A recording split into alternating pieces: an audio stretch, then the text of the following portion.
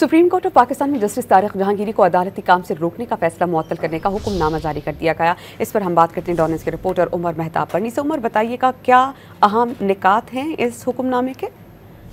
जी बिल्कुल, supreme court ने justice Tariq Mahmood Jahangiri को अदालती काम से रोकने के फैसला मुअत्तल करने का अदालती हुक्मनामा जारी कर दिया है। हुक्मनामे में कहा गया है कि वकील मुनीर मलिक दरख्वास्त गुजार की तरफ से अदालत में पेश हुए।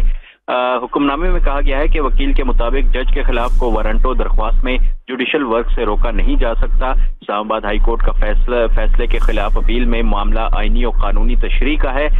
हुक्मनामे में कहा गया है कि अटॉर्नी जनरल और एडवोकेट जनरल को नोटिस जारी कर रहे हैं। इस्लामाबाद हाई कोर्ट का 16 सितंबर का फैसला मुअत्तल किया जाता है कि इसकी मजीद समाअत कल होगी। जी।